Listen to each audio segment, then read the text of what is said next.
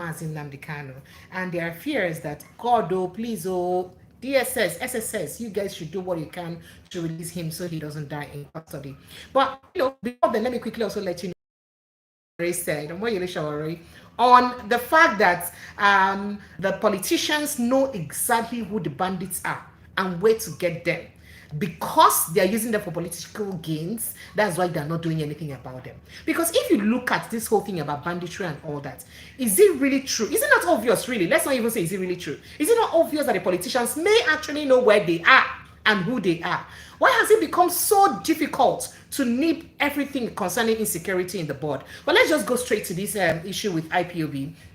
As a statement released by the Media and Publicity Secretary of IPOB, Emma Powerful, today, they allege that Nigerian government, judiciary, DSS operatives, and some Igbo politicians are plotting to eliminate Nnamdi Kanu. That is why it's been very difficult for them to release him from prison. And they made that very strong statement. In fact, the statement even warned that Nigeria and those behind his detention would face their consequences if anything happened to Nnamdi Kanu while in custody. And this is a very worrisome development. I remember, I think I was in a forum yesterday and I was talking about this issue. And I did say that, look, I think that seeking political solution to Nnamdi Kanu's detention is the best thing we can do. If not for sabotage from perhaps some Igbo leaders, I think that it is best that Igbo leaders come together so that he'll be released. Because what has he done that is different from what any other person has not done before? What is the difference between what he did and what you could say Sunday Igboho, for instance, did? We know the cashier of arms that we saw in Sunday Igboho's house, the DSS saw in his house when his home was raided in his hometown. We know, how Sunday Igboho even read secessionist statement. But hasn't Nnamdi Kanu even done that far, apart from the fact that he angrily calls, Nigeria Zoo and all of those statements? So what is it that he has done that perhaps so many other people who are agitating for secession or revolution did not do, that has kept him in perpetual custody of the DSS? And remember that all this while, send him to prison now, wahala. They don't want to send it to prison. So what has he done that is so difficult? And now IPOB is warning that they must make sure that they release him, because if anything happens to him, that they will face their consequences. But you know how Nigeria works, right? At the end of the day, it will be like saying, "I watch, nothing will happen." Nothing will happen. So I rather would ask the IPOB and their team and most Nigerians, Southeast leaders, the way the Southwestern leaders galvanize around Sunday Igboho to ensure his release. Let's all Southeastern leaders galvanize around Nnamdi Kanu to ensure his release, because the way it is going, the matter is really very scary. As a matter of fact, in that statement, IPOB also reiterated its demand for Kanu's release, citing court orders and his deteriorating health condition. Now, the group also called on the international community and human rights organization to intervene and secure Kanu's release. But this is not the first time, you must know that the group has called for this release. Not the second time, not the fourth time, not the fifth time. Why has it been so difficult for the Nigerian government to release Nnamdi Kanu? Okay, some people thought that, it was a personal vendetta with Buhari because of the things he said about Buhari being dead and being Jibril of Sudan and all of those issues. Okay, so breaking news, Buhari is no longer a president. Why is President Bola Ahmed Tinubu still leaving him in custody? A lot of people may just be wondering, so what is really going on? What is happening? What is the reason why he is still in custody? Why can't he be released? At least be given administrative bail. Let's even start with that, so that he can be calling from home to court to answer for his, to answer for whatever crime that it is that he committed is. Wouldn't it have been easier to treat the issue like that? Why is it that we're in a country where what goes for one person rather does not go for all? Why is it so difficult for people to be treated equally in this country? It is so difficult and it's so painful. And by the time you say it, they say, "Oh, why are they agitating for secession?" If you both think that they're being treated unfairly, other parts of the country may also be treated unfairly. Southeastern and Northeasterners may think they're treated unfairly too. Middle Belt may think they're treated unfairly too. But is the Igbo not treated unfairly?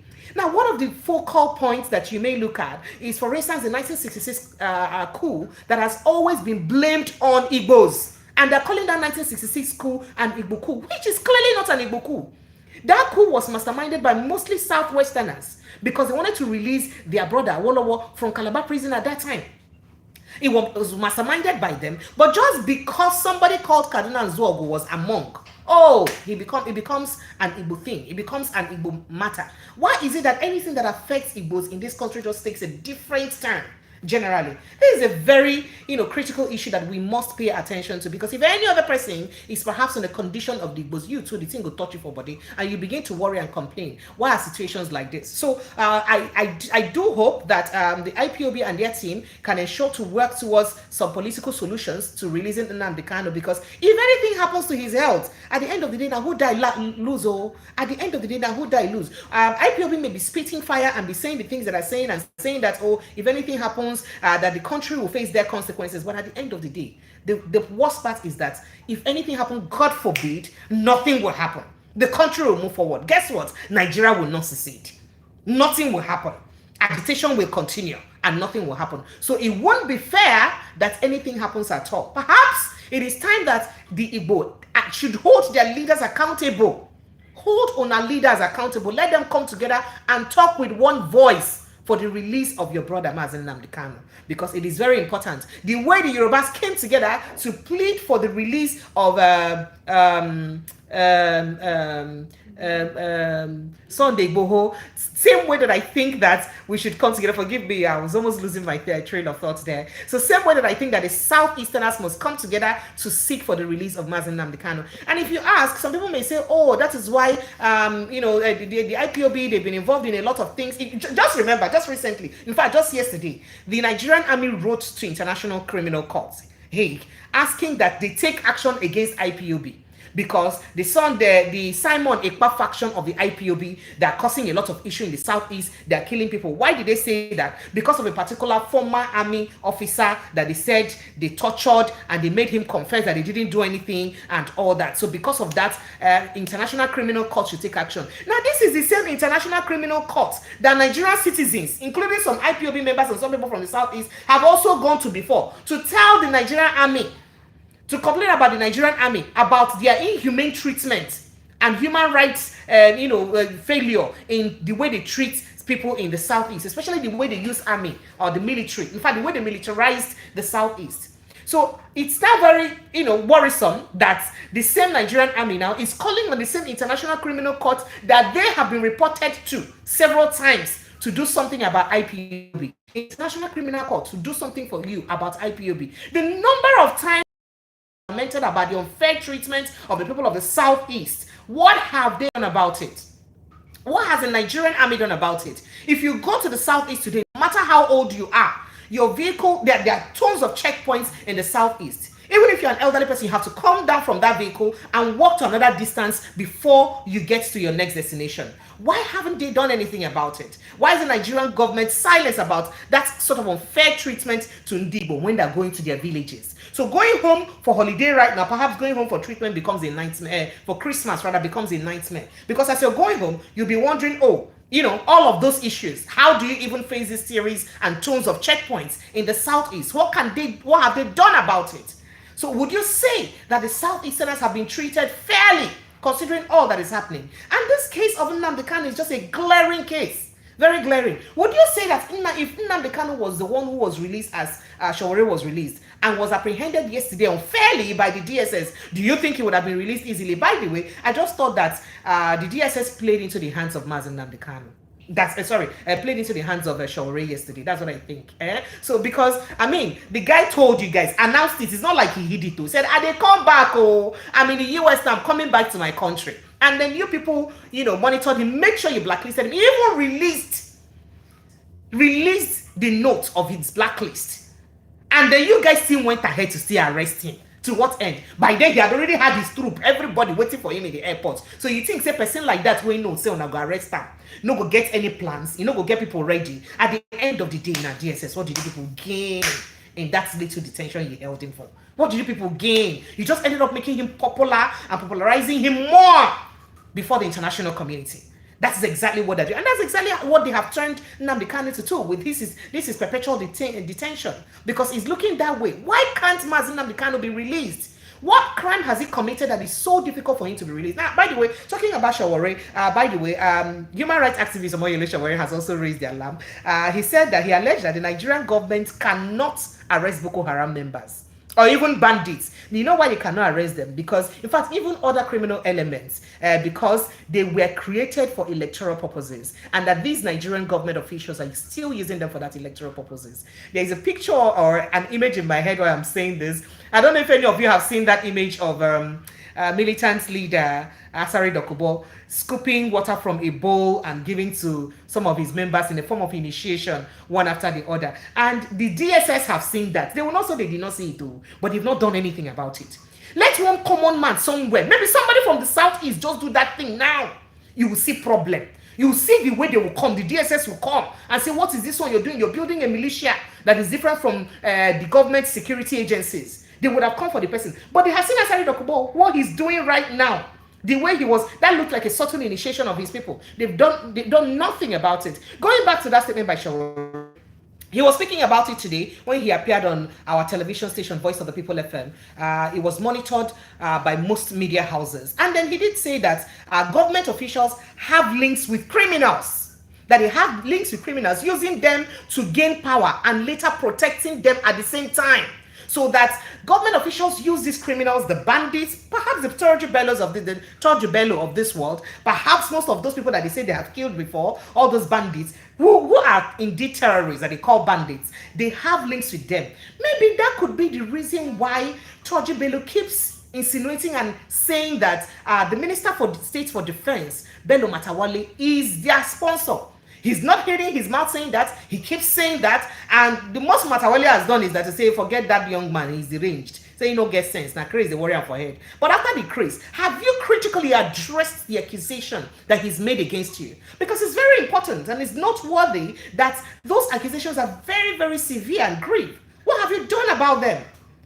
So instead of addressing the accusation by the young man, you just go about to say that, oh, and forget about him, the young man is deranged. Maybe that's the reason why Sowore is saying what he's saying now. As he said that most of these politicians use them for political gains, and at the end of the day, the reason why they cannot really apprehend them or deal with them is because they have to subtly protect them. But in protecting them, they don't have to make it, of course, look like it's protection. So they will just be using, one side to tell us that, we'll apprehend them, we'll bring them to book. That's how we brought them to book until former President Muhammadu Buhari's book filled up until he left office. It'd be like saying another book don't open now that they bring them to book. Bring them to book to what end?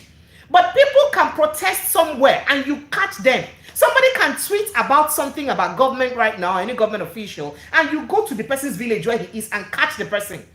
Bidon was where he is, hiding, being an anonymous investigative reporter. They could catch him, followed him gradually, investigated him until they caught him. In a hotel room that is not even a house where he's staying, they caught him. Nothing happened. Oga, military officials. Why has it become so difficult to catch these people? Why has it become so difficult to catch people who have kept this country, who's held this country hostage? Because of these people, farmers can no longer access their farms. It's important to note. Now, we're saying that inflation has reduced. What are the indices to indicate that inflation has reduced? And it's so funny making this announcement of reduction of inflation when people are actually buying things the highest they've ever bought it. Because how can you even say inflation has reduced when the price of fuel is about its highest so far since this administration? Officially, its highest since this administration. NNPC just released the price of, the amount that Nigerians will buy fuel across the world. Some states are buying as much as 1,000 something. Official NNPC price. Official NNPC price. But then we're hearing now that inflation has reduced. How is it that inflation reduced? Because we know that almost every price of goods and services in Nigeria is tied down to the price of fuel. So how is it that price of fuel can reduce? And then we're seeing price of fuel will be in the increase, and we're saying that inflation has reduced. The price of rice, a bag of rice is increasing. Is it because the government is releasing small rice for everything? Now don't become Association of Rice Eaters of Nigeria. Because any small wahala will happen for Nigeria, they go release rice, give us. They say bandits pursue people in the village, then give them rice. They talk, say flood wound people, they give them rice. People get accident for roads, they give them rice. Anything happen, they give them rice. Is that a solution to people's problem? People are poor. People cannot eat. People want ease of life, but they give them rice. Is that the problem or the solution to a problem? Going back to what Omoyele Sowore said, he did say that, and he said that it's hard for the country to make any meaningful progress in the fight against terrorism and banditry. You know why? Because government is involved. No wonder Oga Sani Abacha said that terrorism or insecurity lasts for more than 24 hours, look at the government. Because government will be responsible. If government is not responsible, there is no way that insecurity can last more than 24 hours. So how is it that the Nigerian army, for instance, can call on the International Criminal Court to investigate Ipob, Simon Ekpa, and the rest of them, but the Nigerian army cannot call on the International Criminal Court to investigate bandits and terrorists? Why? How so? Bandits apprehended your APC, your armored personnel carrier, with cashier of arms. And then you guys did not call the International Criminal Court to declare them. In fact, the fact that they even still call them bandits is as if they try to, trivialize their crime, to make their crime look softer. They try to make their crime look softer so that people would not, so that the international community will not see them as criminal organization or as terrorists. Because look at it. Miyetti Allah has been proscribed as a terrorist organization by so many countries, by international organizations. But Nigerian government, they call Miyetti Allah terrorist organization. They need to call them bandits. Of course, they don't prescribe them as terrorist organization. But Nigerian government still call them bandits and not call them terrorists that they really are. And of course, the next one is the Boko Haram people. These are among the first 10 top deadliest terrorist organizations in Nigeria as of today. Google is your friend. But how come Nigerian government is not intensifying efforts to fight these people and ensure you nip the activities in the bud, or perhaps report them to the International Criminal Court as they have reported the Ipob group? It's easy to report the Ipob group because of what they did, which of course the treatment, the inhuman treatment to the Nigerian army official, former Nigerian army official, is unacceptable, totally unacceptable. I can't accept that. I won't say it is correct, but let the treatment you give to one person be what would go for every other person, so that there will be truly equity, fairness, and justice. In a country without equity, fairness, and justice, it is hard for peace to exist. And that's exactly what is the reason why we are where we are today. So going back to that conversation, quoting Omoyele Sowore now during that interview with our radio station, he said that the people who are in government are bandits themselves. That's a huge accusation. That the people who are in government are bandits themselves, that they know where these bandits are. Remember that he's not the first person who has said that, because El Rufai has once told you that even government, that Muhammad Buhari's administration knows exactly where these bandits are, that they know exactly where they are, that they can apprehend them if they want them. If they won't apprehend them. So that means it's as if that the thousands and hundreds of people that have died in the hands of these bandits is deliberate. Jejely. People's lives are just, lives are just going like that because of people's own selfish interest. Well, let me go and respond to your messages a little bit and I get back to that part. Okay, so Henry Ude says, well done,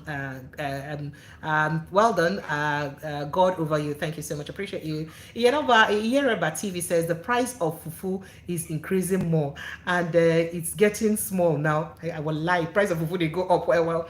Misha Obadi says, hello, my sister. I love the way you are speaking out. God bless you for your truth. We are in this world like a trader. We buy and go. So it's better to do good and speak the truth. I agree with you. I'll speak the truth, but I cannot speak the truth on radio. So do not expect me to say this truth that I'm saying now on radio, because there are laws that ensures that I do not have an opinion. See, told you says, Precious, don't provide. He said, I don't provoke. I just feel sorry for the people in Nigeria. Honestly speaking, so it's a very, very dead situation that most of us are in Nigeria. But going back to that interview by Omoyele Sowore, he says that, quoting him, he says, you have to look at the history of banditry, kidnapping, and militancy. If you recollect, I think in the 2000s, most of the deadliest Niger militants were the creation of Peter Odili and Co. They used them for election. Yeah. Then they even came out and said after the election they left us without remuneration and we have to take up arms and ammunition, against the state. Then. So quoting him further, he says he continued that that is how Asari Dokubo started.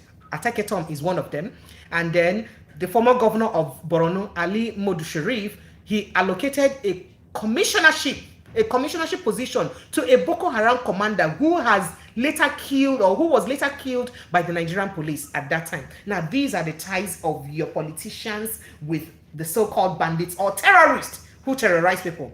Quoting him further, he says, I am giving you all this background so that you can understand that these guys are friends with those in power. They are the ones who help them get into power. When they get into power, they protect them. It's the same thing with all us. kidnappers. It is the same thing with all the kidnappers. What do we do about the situation? What do we do about the situation? It is so worrisome that we are where we are right now, that it looks more like we're very helpless in our own country. People are in their country. You cannot even guarantee you're going out and you're coming in.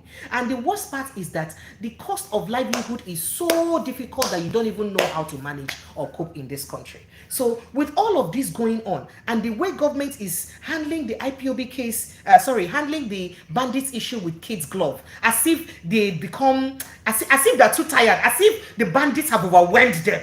But they cannot handle other, that they're not handling other issues in that same manner. What is really going on? What is the reason to this unequal treatment among citizens? You may wonder. By the way, you can be part of the conversation if you want to. Let's see if I can have you join me over the phone call. No, but you can only do WhatsApp call, yeah? So if you want to call on WhatsApp, you can call 0817-029-4077. Just WhatsApp call, please, not direct call. 0817-029-4077. Let's just see if I can, talk with you. And at least I'm not one of those who will tell you to, this is not the place I have to tell you to turn off your mic. I'll turn off your mic so you can really vent your thoughts and, air your view here, right? So it's 0817-029-4077. If you want to call us on WhatsApp and WhatsApp alone, 0817-029-4077. So going back to that issue, I do hope the Nigerian government will do the needful to release Nnamdi Kanu, especially now that his health is of the essence. Remember that there was a time that he even had to file against the Nigerian government, especially the DSS, for denying him access to his medical team. In fact, at some point, the Justice Binta Yanko at that time ruled that he must be giving unwavering access, to his medical team and his team of lawyers. Not as much as he wanted, at least up to 5 or 6 or 4 or 5 of them at that time. Well, I do hope the DSS have been doing that, because it's not very easy. So we do know how much the DSS had denied him some of those things that he had asked for. We do hope that right now the DSS would give him access to some of those things, because with this new alerts and new warning about the deteriorating health condition of Nnamdi Kanu, there's a lot of fear. God forbid, may nothing happen to him while he's in detention. But then again, this is a time to call for all Igbo people to please come together. Talk to your leaders, hold them accountable. Let them come together and do something. Let them shout and talk about this situation. Let them talk about this situation. Let them hold the government accountable. As I said earlier, if they felt that, Nnamdi Kanu offended former President Muhammadu Buhari, did he also offend President Bola Ahmed Tinubu? By the way, most of the things he said then had come to pass, because he did insinuate then that President Bola Ahmed Tinubu may likely be your president. And this is where it is today. He's in detention. But those things that he said that time, most of them, we are seeing the results right now. And we're seeing the result of the impartial treatment of some group of people in this country. What can we do about it? Well, let me quickly take some of your messages and I go back. Okay, so Freeman, and then Freeman says Nigeria has finished. Hey, by man. Did you know that the Nigerian army reported Simon Ekpa and the IPOB rally to the International Criminal Courts? That's another thing, another issue altogether. I did raise that. David Ephraim says, which army man is retired? What was he doing in Southeast, in battleground? My dear brother, you see that matter, anything we get to do with Nigerian army and Southeast, they ever pure where. They pure at all. Because so many things that happened in the Southeast, if, in fact, let's even leave Southeast, the Northwest, and the Northeast. If half of those things that happened in the Northwest and Northeast happened in the Southeast, for they see Operation Crocodile, Operation this, and Operation that now. But unfortunately, here we are now. All right, let's see if we can talk to someone. Hello, good afternoon. Hello, good evening. Good evening. Thank you for joining me. Welcome. Thank you very much. I really appreciate your work. Thank you. You're doing a good job. Thank you. For the Biafrans, and for the Biafrans, not for the Nigerians, For the Biafrans, we Biafrans, you are doing a good job, my sister. I was searching something before I came across you. I said, let me sit down and listen a bit. So what I was hearing from you, the analysis you're giving is quite pure. You are just saying the truth, and this is exactly what you want. Because when a lot of people keep doing this kind of program, giving awareness, the whole world will really know what's going on in Nigeria. Just like you say, the Nigerian government are terrorists too. They are the ones helping Oyole Sowore called them. He said that the government officials Yes. themselves are terrorists. Yes, my sister, that's exactly what they do. No, see, if you are a Nigerian, let me say, if you are a Nigerian and you are outside, when you're looking what is happening down there, you will know that the terrorists are now in the government. And our leader, Nnamdi Kanu, has said this long time ago. And this is exactly what they are doing. But thank God we have Prime Minister now, Simon Ekpa Obatobi. He is giving them what they want because he let us know that yes, what those people need is what they want. If they are coming with AK, you have to come with your own AK. That is what will make them to know that yes, we are government in exile, and that's what we are doing. But I would not subscribe for that violence because at the end of the day, that violence will be destroying the southeast, your own state. It will be destroying the southeast. And if the violence destroys the southeast, have you gained anything? Which violence in the southeast? Listen, my sister, if you can sit down now and watch, you will see that there is no more violence in southeast. Like, no more kidnapping like before, no more terrorists in the bushes like before, no more raping women like before, no more janjaweed in military uniform, burning on no market, burning houses in Imo State and other places. But who are the unknown gunmen in Imo State? Who are those unknown gunmen in Imo State who can just wake up one day and begin to shoot people and drive them back into their houses? Who are those? No. Have you guys been able to identify who these unknown gunmen are? At least expose them if they're not part of you. Yes, the unknown gunmen we know is the Asawana, the ones that Asari Dokubo give to Bokus or Jojo. So they use it to give IPOB or to give Biafra in government black name. But what we have now is BLA, Biafra Liberation Army, and that's what we have. There is nothing like unknown gunmen. There is nothing like ESN. There is nothing like what do they call it? No wahala. If you don't forget that.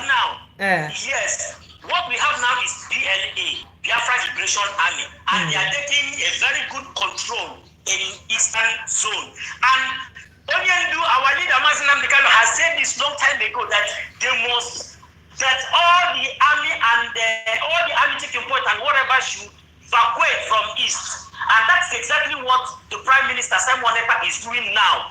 But my sister, don't forget to tell them to come to Finland. 2nd December, we are there live and direct, and we are redeclaring Biafra. Let them come. He has already invited Tinubu and Musa to come down there. And all these journalists down in the Gota, you understand me? They have to come and witness everything live because we are live on Finland 2nd December to do the mission. So my sister, thank you very much for your good job. Thank you. I like what you're doing here. You are just bringing the news how it's supposed to be. But we, the Biafrans, we really have to talk as we feel. I'm just saying as we are seeing it. Thank you very much. Thank you. I will keep following you whenever I see you. Oh, yeah, go and subscribe. Make sure you subscribe. Thank you very much. Make sure you subscribe. I appreciate you. Thank you so much. I will do that. Kindly subscribe. Thank you. Because I haven't seen you online, so this is my first time, and I'm happy hearing what you're saying. I will subscribe now and share your program. All right, thank you very much. Thank you so much. I appreciate you. It's good that everyone can be entitled to their opinion. I appreciate you. All right, so if you want to reach me, it's 0817-029-4077. That's the number to call. 0817, 0817, 029-4077. That's the number to call. 0817-029-4077. Only on WhatsApp, not on direct call, please. If you want to call, just call only on direct call. Only on WhatsApp and not on direct call. You can't get through to this number on direct call. So just call only the WhatsApp. 0817 029-4077. If you're calling from outside the country, you add +234 817 029 4077. So going back to that issue, remember I did tell you about the letter written by the IPOB again about the release of Nnamdi Kanu and the deteriorating condition of his health, warning that if nothing is done, that the country and some regions may face severe consequences if anything happened to his health. In fact, they said that Kanu's continued detention, despite court declaration of its illegality, has sparked concerns about his health and well-being. IPOB assured that the struggle for Biafra self-determination would continue unabated despite Kanu's detention. So whether on a like make on a hold them more, on a no hold them more, that the fight for the liberation of Biafra would continue to go on. I take a few more messages. I see you. David says, which army man? Okay, I think I've taken this message already. Michael Obadi says, my sister, please, when you have time, try to visit Nnamdi Kanu. Broadcast on his broadcast on the 2nd and 28th of February 2021. You will understand where Nigeria is going. So Nigeria can never ever be fixed. Yes. Well, that's what you said. And then Freeman said, please hit the like button as you join. Thank you so much. Please hit the like button as you join. Freeman, thank you for being my spokesperson, perhaps my class captain. I appreciate you. All right. So, yeah, just call us up. Let's get to hear from you. I would like to share your thoughts and reaction on some of these conversations. 0817-029-4077. I did tell you earlier, apart from Nnamdi Kanu's issue, that IPOB is saying that he ought to be released because his health condition is deteriorating and is worrisome, and that they fear that nothing should happen to him because if anything happens to him, it will be woski. But then, Sowore has said, what is going on? That even the Nigerian politicians themselves are terrorists. The Nigerian politicians themselves are terrorists because they use this bandits, the so-called bandits and terrorists, for political gains. After using them, they don't dump them. That's what they do. And that because they know that they're the ones who use them, that it's difficult for them to even apprehend them when they're looking for them. No wonder different people have called that they know where these terrorists are. Do you remember what Kawo Barajabi, who? Yeah. Kawo, I've forgotten that person, an APC chieftain, who did say that bandits are militia groups, that bandits were warriors from different countries that they brought into their country. That bandits were brought in from other countries that, from Niger, Mali, and some other countries to help them win election. Now that they've won election, what do you not do with them? That is the question. Because for somebody like Errol-Fight to say they know where they are, and now Moyele Sowore is reiterating it, that these government officials know about these bandits. I think I have someone on the line. Hello, good evening to you. Yeah, hello, good evening. I'm just tuned into this thing, YouTube, and I saw you online. So I wanted to, yes, ma'am. I'm calling from Atlanta. Yes, thank you. You're welcome. So, what's your name? Samuel. You're welcome. So go ahead. Yeah, so the reason why I actually called was because I just listened to one call that just called you right now, and it was saying something in regards to some exile pilots, whatsoever they call themselves. These are some of the people, I just want to put it right there for you to understand. Okay. These are some of the people, this guy that is in Finland has been watched using our people to kill our own people. Using our own people to kill our own people. What is wrong with this guy? This guy is not working. He's not working for Nnamdi Kanu's release. He's not working for IPOB. He's not working for nothing. He's just there to destabilize Ali. That's what he's doing. And on top of that, he's not working. He is not even IPOB. Of course, I know he said he's a government in exile. How can a whole full-grown man call on your phone and say he's government in exile, that they are declaring Biafra is second of oh my God, second of December? What type of human beings are these? Why are these people still following this buffoon in Finland? I'm sorry, I have to use that language. Deceiving our people, saying they're government in exile. All the killings going on in the East is them, and Asare the Kuba is doing all of that. What is wrong with some of these men? This guy has destroyed a lot of people, killed a lot of people in Biafra land. There is nothing like government. There's nothing known as. I don't even know where they got that. So I like to get you clearly. Do you mean to say that the real IPOB are unaware of these activities, the activities yes, of the Solomon Ekpa faction? Yeah, they are unaware of the activities. They are not part of the activities. Ma'am, honestly, we have a whole loads and pile up of all the whole atrocities that idiot. I'm sorry, I have to call him that name, has been doing in IPOB. So why can't you guys separate the wheat from the shaft? Why has it been impossible for the people of the Southeast to separate who is for them and who is against them? Man, the truth of the matter, I don't even know understand why some people in Nigeria are sticking.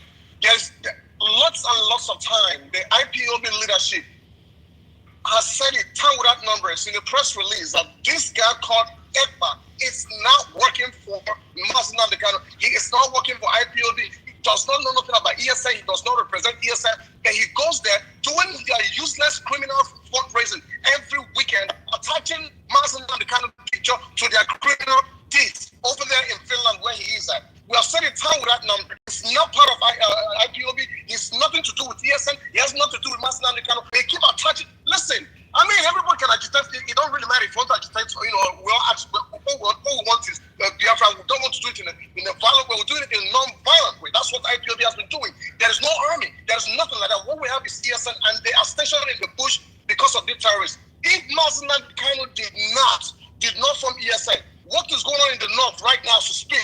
That is what has been going on in the south, in the east. That's what was going. So wait a moment. Are you trying to say that things like this kind of thread that Turji Bello released and said that they, the Fulani people, will continue to torment or will continue to deal with the Hausa people and take their farmlands and all that? That this is the kind of thing that would have happened in the southeast if there was no ESN? It would have been worse because a couple of years ago, the former Nnamdi Kanu, when he was in Nigeria, he went for a governorship.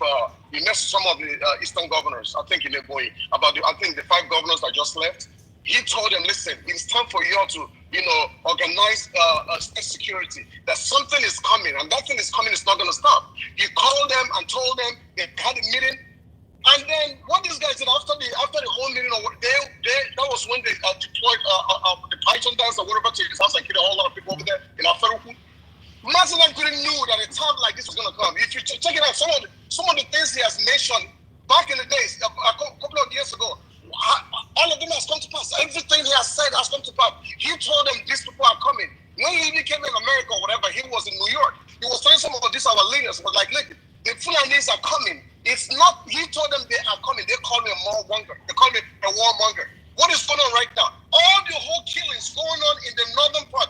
If this man, because he foresaw it, if he did not, I hear talking. Thank you.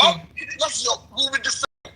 So the truth of the matter, what I'm trying to tell you is, don't listen to some of these guys that call on your program and start telling you about government in exile, talking to you about someone else. But these guys are criminals. They are all deceivers. They're deceiving a lot of people. They kill a lot of our people. Thank you so much. I have to go. Thank you so much. So this platform, I ensure that I don't gag anybody and I give everyone the benefit of the doubt. I mean, the benefit is to air their thoughts. So I don't have the right to gag anyone or make anyone feel any way. I could do that on radio. So unfortunately, people have the right to express their opinion here. And that's exactly why I created this platform, so that people can air their opinion. I appreciate you. I have to run for my radio show now. So go to VOP TV, Voice of the People Radio rather, and join me on my radio show. Let me quickly take some of your messages very well. Say this guy speaking in Zafonja. Ask what he is doing to restore Biafra. Paulino Sikechukwu says, honestly, Precious is simply the best. I enjoy every bit of your program. Precious, you are really beauty and great. Thank you, Teji. Precious, I better take another call and leave this person. Ugo Williams says, please let us put pressure on the FG to release Nnamdi Kanu. And if not Simon Ekpa, the Southeast would have been a dead zone. I appreciate Nigerian time. I would be live again and just analyzing situations and matters arising in Nigeria, and I bet you'll enjoy every bit of it. Now that you have numbers to call, you can get ready to call also, that you can air your thought. I'm not going to judge your opinion. I'm not going to challenge your opinion. You have the right to air your thoughts. So the number to reach me with every time I am here live on WhatsApp alone is 0817 029 4077. 0817-029-4077. Every time I'm live on air, here on this platform, this is the number you can call with on WhatsApp alone. I love you guys. I appreciate you. Going straight to Voice of the People Radio now with Barrister Darlington. See you. Bye.